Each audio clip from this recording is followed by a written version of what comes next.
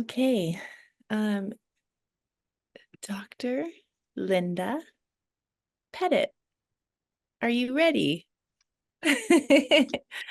My daughter, Rosemary, just out the door, she said, I am. I don't know if you guys could hear that. That was good. And I just made a donation to the raffle fund, but I don't want to expect to be in the pull because I don't want to pull a session with my husband Bill. You could donate it to somebody else. You could gift Oh, it. just put it in there as a donation. Oh, well, I'll put you in the raffle. I think that would be fun. Bill and I celebrated our 21st anniversary yesterday. And many of you know the story that we were both widowed and found each other after being widowed for several years. And he gave me this card. I have to show you. It says, "We two were made for each other." And there's a picture of two, white-haired people with weird glasses on, blowing bubbles into the air. And he says, "We two were made for each other, or maybe we've just been together long enough to pick up each other's weird habits." Whichever. It actually says, whichever. So I thought that was a great way to start my talk because I'm a rebel and I like looking at things backwards and forwards and upside down. And what I say, maybe I do, Stephen, have some things that I can easily connect to in what you said because I thought your talk was really beautiful. But I'm kind of hoping that I'll throw some things out that are a little weird too, and that will sort of shake things up and help us think about wisdom in deeper ways. Because I'm on a journey with it. I just keep feeling like I learned something more about intuitive wisdom and how it works. It's the mind of God, in every single day. I was moved to mention that I've been a student of intuitive wisdom for a long time. I think I first got aware of its presence in my life in my mid-20s. And I remember the day with crystal clarity because it was so wild. I was a 24-year-old woman, um, pretty insecure, but smart, very smart, and emotionally intelligent, I think, for the most part. Had a good life. I was working in corporate public relations, earning far beyond what I had expected to earn at that point in my life, but in a very misogynistic corporate culture. Things have changed a lot in that area, but they were not great at that time. And I went to a dinner. I was very involved in the Catholic Church, and I went to a dinner that two friends had put on. We were engaged together in creating a young adult ministry for singles. And my friend Denise said to me, "Oh, my brother Jim is going to come for dinner today." And I said, "Oh, well, that's cool." And I was kind of a little scared right away because like, oh, I'm going to meet a new person. And I was really shy.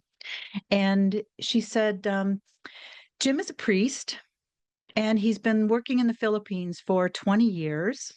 Philippines? Where are the Philippines? I know they're islands. Um, and he's going into alcoholism treatment tomorrow. Oh, I was raised in a home where there was substance abuse. That was a really scary thing. And so I go to dinner and this man walks in the door, and he's covered in snow and he's ridden over to the dinner on a motorcycle. I'm like, this is a little strange.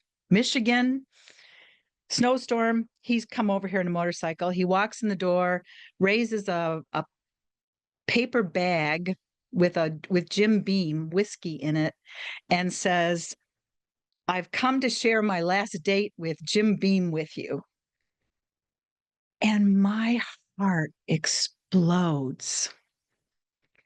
And I look at this man and it's like I worked for a long time to try to bring words to what I experienced, and the best I can do is that in that moment the spiritual eyes of love, the third eye, the spiritual eye of love flew wide open and I saw possibility.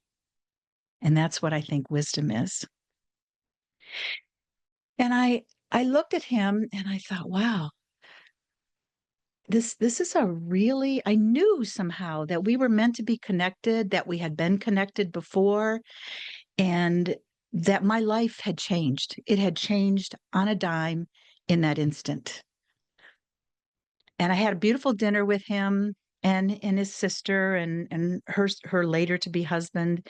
And then later that night I went back to my home in South Lyon, Michigan. I drew myself a bath, put bubbles in it, got my journal out and found my hand writing in my journal, "You have just met the man you're going to marry." And my intellect is going nuts.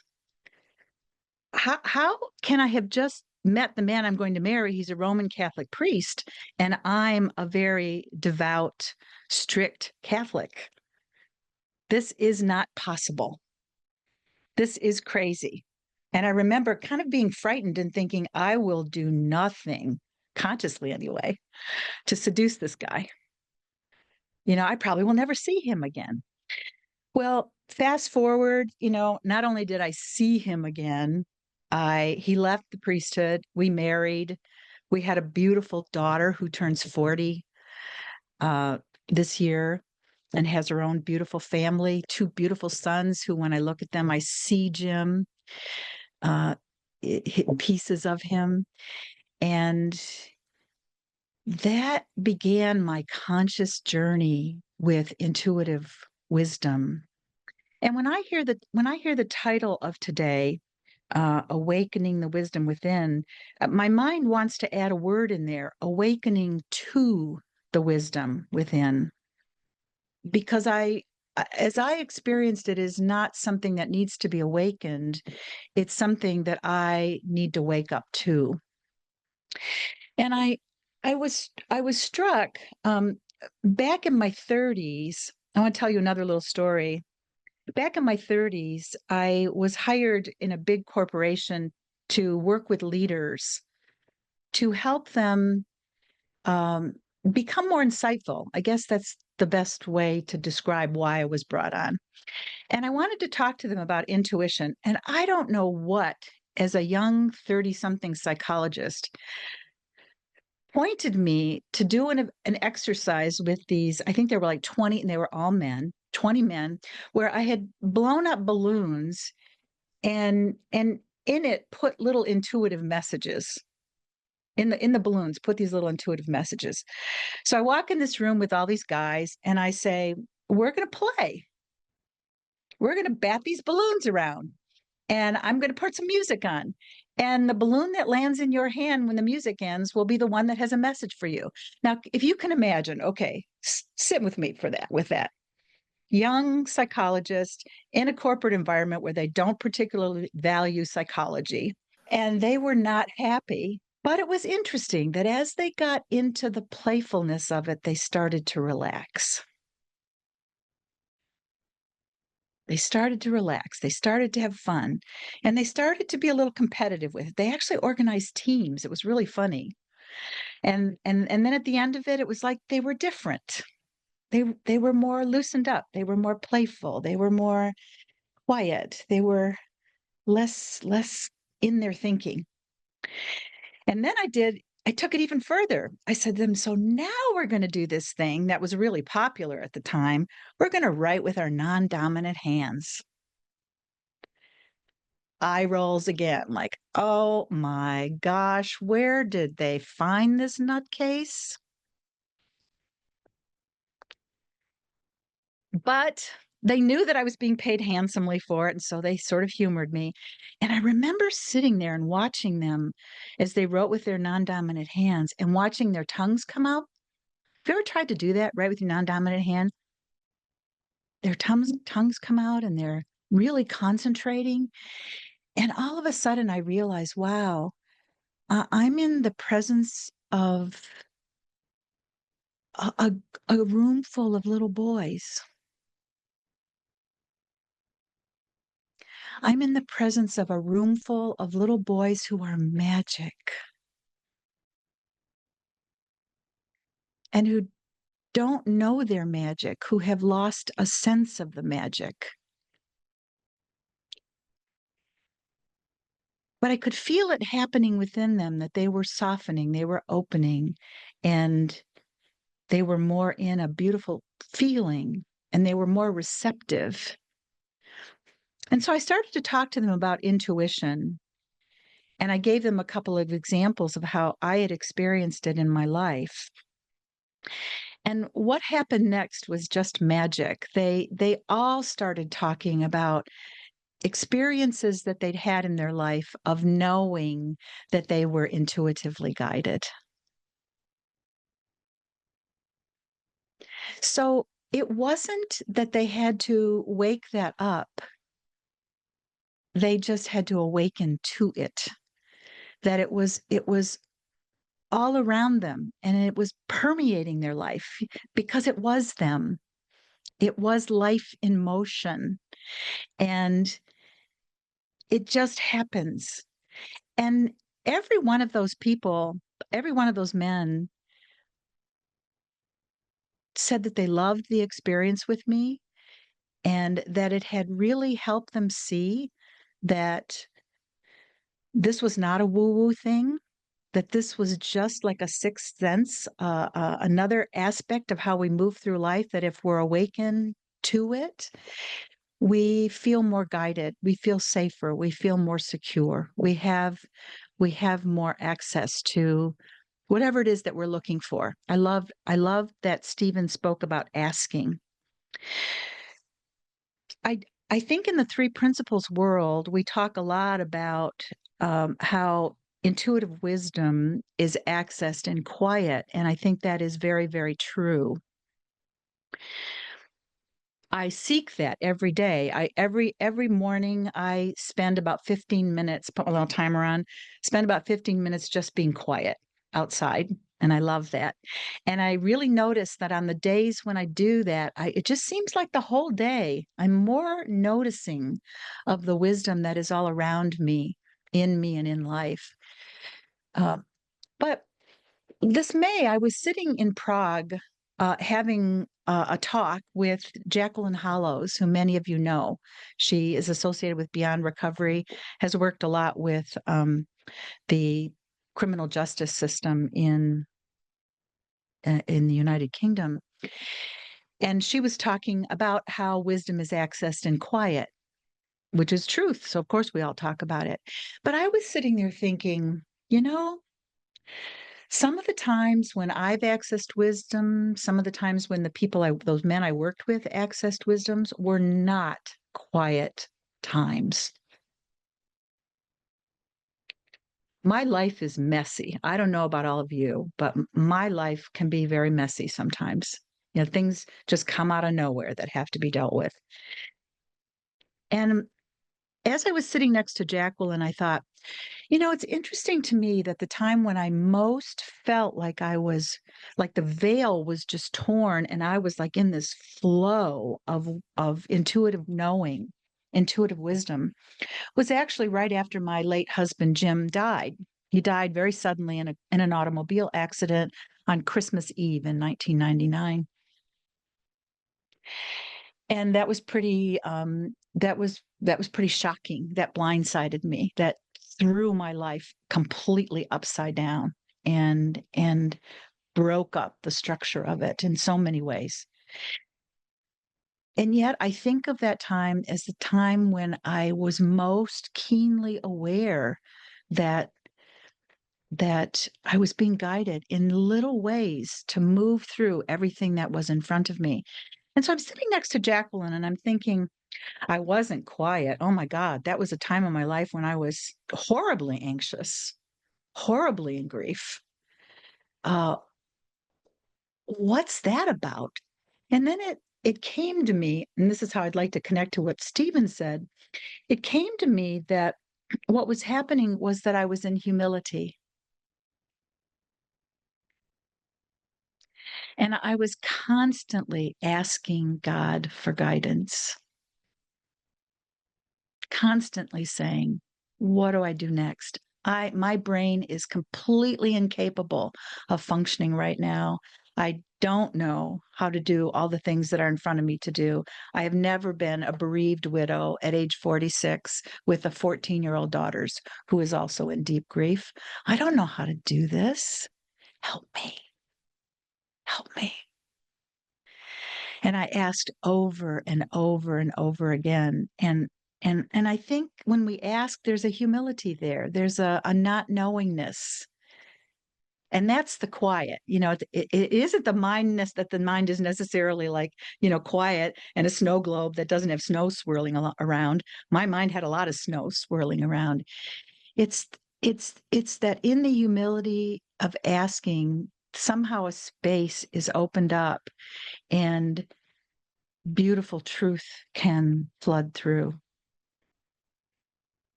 So I love that. And as I thought back about about my life, I thought, yeah, that's been really true. Intuitive wisdom has come in moments of humility, and it has come in moments of deep quiet. And maybe in a way, humility is a form of quiet, right? It's the intellect saying, I don't have the answer. It's got to come from somewhere else. But it can also feel that the mind is still swirling.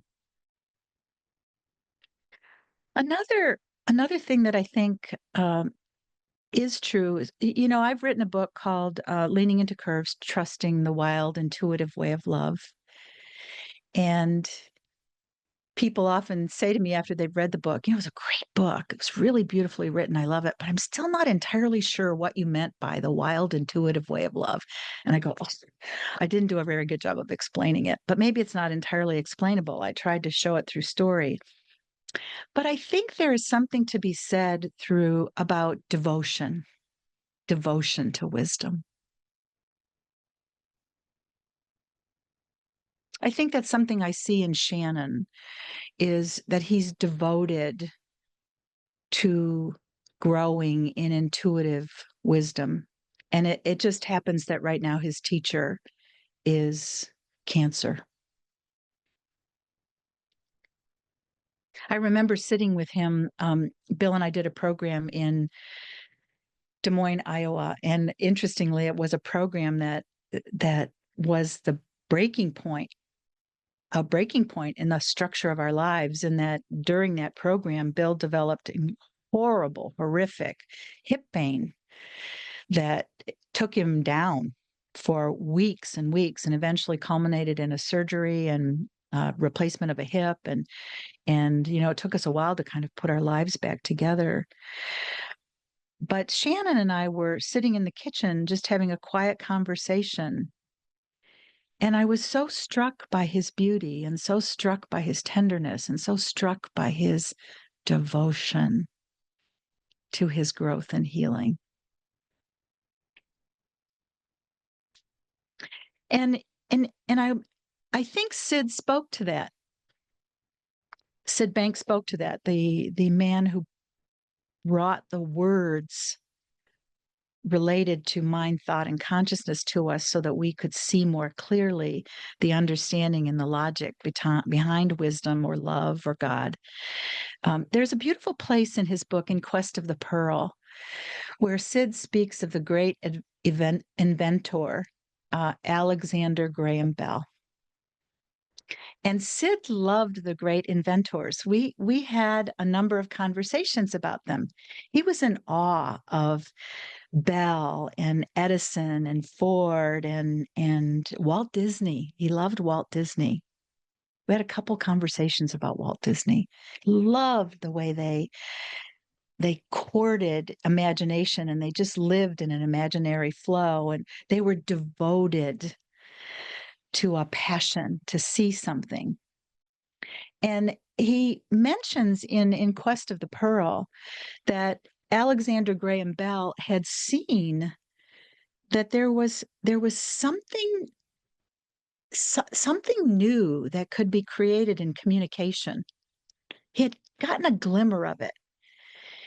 And he just devoted himself to trying to bring into form what he had seen.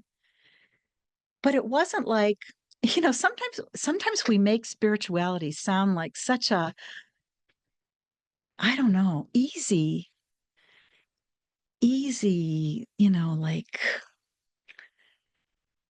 put your legs in a lotus position and float above a pillow and it's all going to work somehow kind of thing.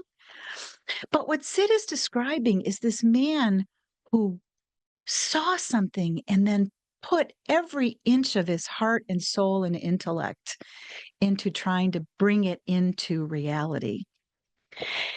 And it wasn't working. It wasn't working. It wasn't working. It wasn't working. And then one day he saw it. The the telephone dropped into his consciousness.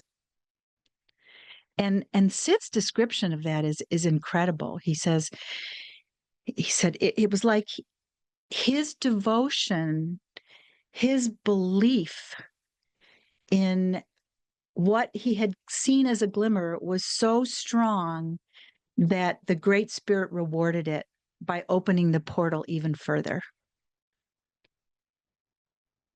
And he saw his beloved telephone. And then he used his intellect to bring it into being.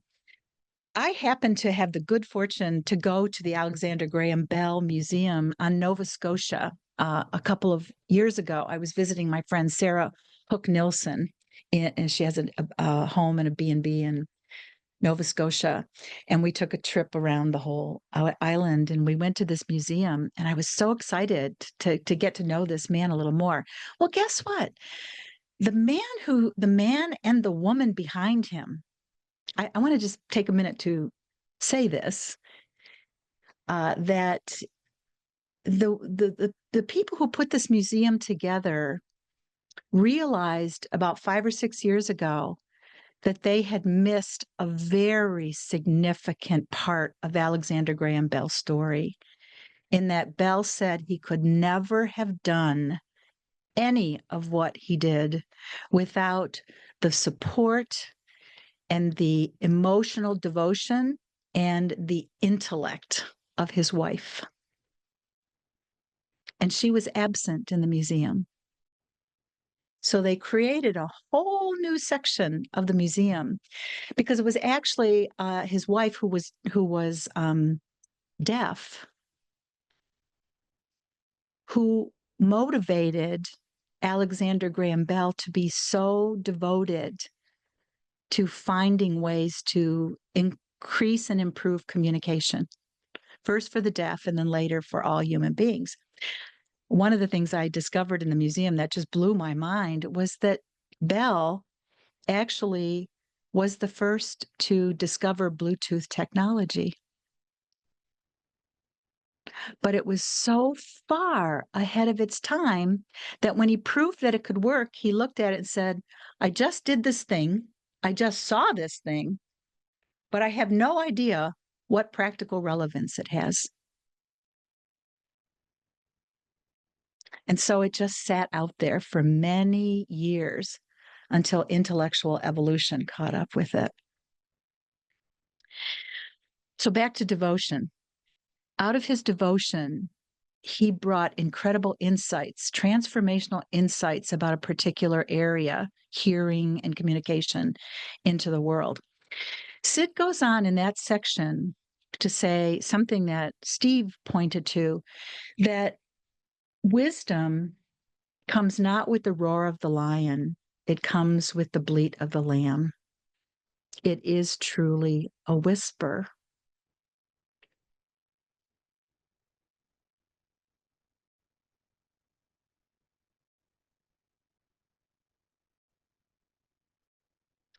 And then he goes on to say something that is really interesting. He says, it is never disturbing. And when you read Sid's books, and I have read them hundreds of times, when you read his books, if he wants to emphasize something, he italicizes it, doesn't bold it, or he'll say it 5 times, just little italics. There's a little italics there. It's never disturbing. But then he goes on, you have to read a little further and you have to read carefully. He says, however, for most of us, the first time the ego hears wisdom, it is jarred. The ego is jarred. I love that word, jarred. It's crunchy, jarred. And it sort of like points to the ego gets a little messed up. What the hell? I can't do that. That's not possible. You can kind of imagine, Alexander Graham Bell when he finally sees his telephone going, and exactly how am I going to do that? And I have thought so much about that as I work with my clients, they often will say, how can I tell the difference between wisdom and not wisdom? Because it often seems like when things come through to me, I'm kind of stirred up. I said, yeah, that's the ego. And you may need to let that settle. But if you look at the moment wisdom starts to come through, it is never disturbing, but it almost always does ask us to come out of our comfort zone because it's coming from the unknown.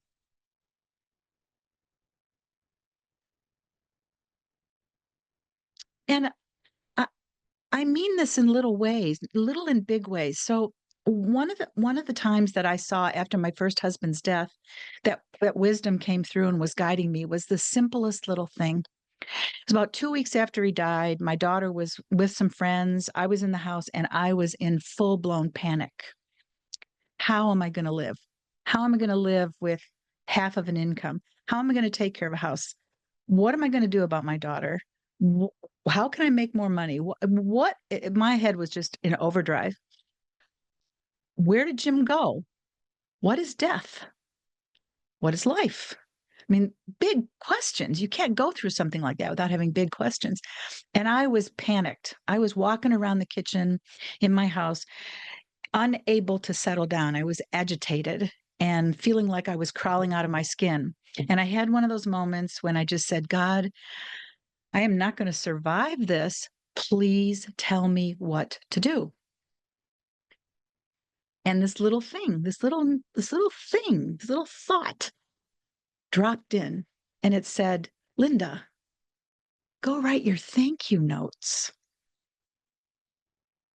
Go write the thank you notes to the people who attended Jim's 2 memorials. There were over 400 people. And I went, what the hell? I can't even sit down and I'm going to go write my thank you notes. But I'd been a student, a devotee of wisdom long enough to know that there was something there for me. So I went over and I got out the guest book and I got out my thank you cards. I got out the stack of mail. By then, computers were coming, the internet was in focus, and I was getting emails. Jim had been a missionary around the world. So I'm getting emails from around the world from people who'd worked with him. And I start writing the thank you notes. And the next thing I know, my heart is filled with gratitude. Oh my gosh, this person knew Jim. This person felt his presence. This person reached out to say, oh, I love that man. And I'm so, so sorry. And I was just filled up, filled up, filled up, kind of like we saw Shannon get filled up today. And I sat there and I thought, wow, isn't that interesting? A wisdom that was exactly right for me in that moment, a common sense thing, a little piece of wise information popped into my mind. I noticed it, I honored it, and it was the gateway to one of the very first experiences I've had of seeing that I could either be in grief or gratitude. Now, mind you, I didn't know anything about the three principles at this point. I was just having insights about how the three principles operate. Now, if I wrote a book about grief, that was one of the sub themes of my book. If in that book I'd said, okay, folks, if you ever have a bereavement, you're ever not feeling very good about some loss that you've had, write your thank you notes. I'd be laughed out of the arena because that was just a little common sense piece of wisdom that came through for me at that moment after I asked. It's like Ellen earlier saying, I asked and I got, just be present. Just be present to the moment that you're in right now. I don't see that as a no answer. I see that as a perfect answer.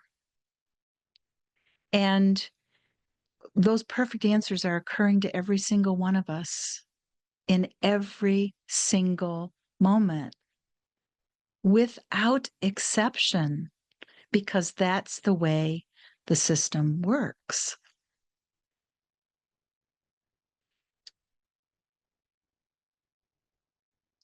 One of my favorite quotes, which I talk about a lot from Sydney Banks, is from actually his first book, Second Chance. And when I was first listening to Second Chance for the very first time on a cassette tape, do you remember those folks? Anyone here been around long enough to remember cassette tapes, right? So I'm in my car and I have a little cassette tape in, and it comes to because tape comes to this point where Sid says this, and I have an intuitive moment where the spiritual eyes fly wide open, but I don't know it quite yet. And I'm thinking, oh my gosh, this is profound. This is fact. And so I'm on curvy roads. I lived in West Virginia. I pulled off right at the entrance to a coal mine. And I reached around to my glove compartment and I found a piece of paper and I played the tape over and over until I had this written down. And then I memorized it. And it's been with me ever since. So that was, 20 years ago. And Sid wrote or said, um, love is not just an idea. Love is not just an idea. He could have also said, love is not just a feeling. Love is a living, breathing essence. Love is a living, breathing essence that the wise, remember that word, the wise, can pluck from the air at will, and then, like a master artist, mold it into something beautiful.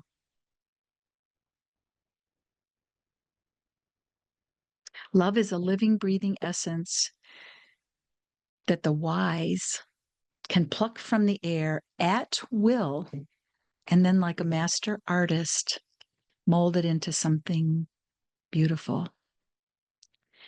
I think that's one of this is what Shannon is living to me. This is why I wanted to be here to support him and to be a part of this. Is he's living, plucking from the air the living, breathing essence of love, the living, breathing essence of life, and how it's manifesting through him right now in cancer, in an illness, and making of it something incredibly beautiful in terms of how he's growing and evolving, incredibly beautiful in how he's using what he's learning in service to others, incredibly beautiful in how he's giving back and an opening to the growth that is coming through him.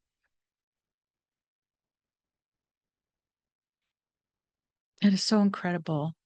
I have been fortunate, and I know my time is about up, so I'll wrap this up. I've been fortunate not to have cancer. That has not been my journey, but my journey has included having very severe orthopedic challenges to deal with because of falling off a ladder in 1993 and busting myself up like Humpty Dumpty. Took a number of surgeries to put me back together, and the way I got put back together has always been a little dicey. I have to work with it. But it has also been my greatest teacher. And I was thinking this morning, I think, what did that teach me? This thing that happened almost 40 years ago. It did something for me that my intellect has never been able to let me do, and that is slow down. It keeps me slowed down. keeps me constantly thinking about what does it mean to be going slower? What does it mean to be honoring the wisdom of my body? So that's my opportunity to use the power of love to make something out of what my life has been, and to see the beauty in it, to find the brilliance in it, and then to give it back to others, which Shannon does so beautifully. So thank you so much for listening. Thank you so much. It came forward just now when you were talking, Linda, about jarring the intellect while receiving, while listening deeply to wisdom. And it reminded me of this moment I had in college. I was in a Buddhist philosophy class, and we were all asked to bring in a song that spoke to the essence of Buddhism and what the teachings were all about. So it was my turn to go, and I went up in front of the class, and there's like 30 people and my professor, and I said, I'm going to play a song, and it might be very different than what you think it should be. But to me, this speaks directly to the essence of Buddhism, to the point of Buddhism, to the heart of it all. And I want you to listen like you're about to hear the most meaningful, spot on wisdom for yourself. And it might be uncomfortable, but just stick with it. It's 4 minutes and 21 seconds. Just stick with it. And it was a song I found, and it was 4 minutes and 21 seconds of silence. and, and it was like, talk about watching a room squirm. But I kept just saying, just keep listening deeper. And they were all kind of expecting words to start at some point. I was like, what are you hearing on the inside? It was really fun for me, pointing a bunch of 19, 20-year-olds in that direction, which is the work I do now with teenagers and young adults. But my teacher I got a C on the assignment. And I remember feeling like I'm the proudest of this assignment than any of them. I stand by this C. I'm okay with it.